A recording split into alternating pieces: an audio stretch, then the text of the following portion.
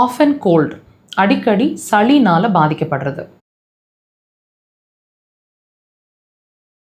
இந்த மாதிரி அடிக்கடி சளி பிடிச்சிட்டே இருக்குது. குளிர்ச்சியாக சேர்த்துனா சளி பிடிச்சிக்குது, ஃப்ரிட்ஜிலேருந்து சாப்பிட்டா உடனே சளி பிடிச்சிக்குது, கிளைமேட் மாறினா உடனே சளி பிடிச்சிக்குது, குளிர்ச்சியை ஏதாவது சேர்த்துனா உடனே தொண்டை வலி வந்துடுது, த்ரோட் இரிட்டேஷன் ஆகிட்டு பயங்கரமாக சளி கட்டி கட்டியாக வருது, ரொம்ப ஹெவியாக என்னோடய சளி பாதிக்கப்படுது, அல்லது காலையில் எந்திரிச்ச உடனே ஒரு 10 தும்மல் போடுறோம், தண்ணியாக வடியுது மூக்கில், எப்பவுமே ரன்னிங் நோஸ்லேயே தான் இருக்கிறோம். இந்த மாதிரி உங்களுக்கு அடிக்கடி சளி பிடிச்சிட்டு இருந்தாலும் சரி, அல்லது சளியே வருஷக்கணக்கில் பிடிக்கலை அப்படிங்கிற மாதிரி ஒரு சூழ்நிலையில் நீங்கள் இருந்தாலும் சரி, இது ஏதாவது பிரச்சனையா, உள்ளுறுப்புகள் சார்ந்த பிரச்சனையோட அறிகுறியாக இருக்கக்கூடுமா?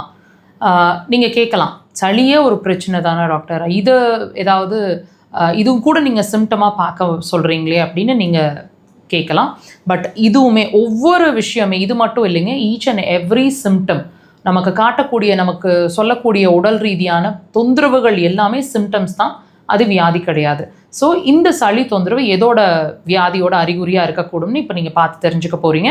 இதுக்கான சொல்யூஷன் என்னன்றதையும் அப்போ தான் உங்களால் புரிஞ்சுக்க முடியும். இப்போ இந்த சளி உங்களுக்கு அடிக்கடி பாதிச்சுட்ருக்கீங்க, ரீனைட்டிஸ், ஆஸ்துமா, வீசிங் இந்த மாதிரி பாதிச்சுட்ருக்கீங்க அப்படின்னு சொன்னால் கண்டிப்பாக 100 இல்லைங்க 200% நீங்கள் உங்களை வாட்ச் பண்ணி பாருங்கள். உங்களுக்கு மலக்குடல் சார்ந்த பிரச்சனை கண்டிப்பாக இருக்கும். எப்படி இருக்கும்?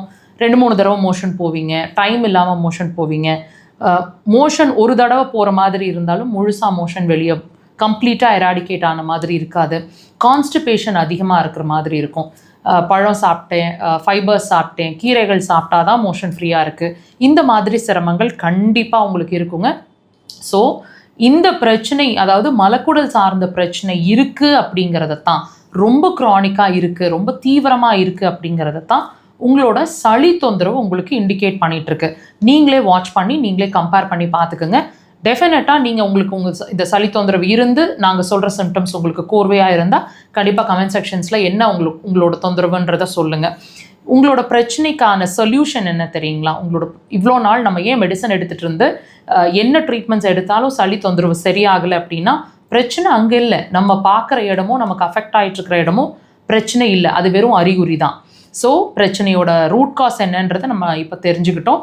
அக்குபஞ்சர் அதுக்கு ஒரு சிறந்த தீர்வாக இருக்கக்கூடுங்க, மெடிசன் இல்லாத ட்ரீட்மெண்ட். நீங்கள் உங்களோட மலக்குடலை ட்ரீட் பண்ணும்போது டெஃபினட்டாக இது சரியாகும்போது அது கண்டிப்பாக சரியாகும். ட்ரை பண்ணி பாருங்கள்.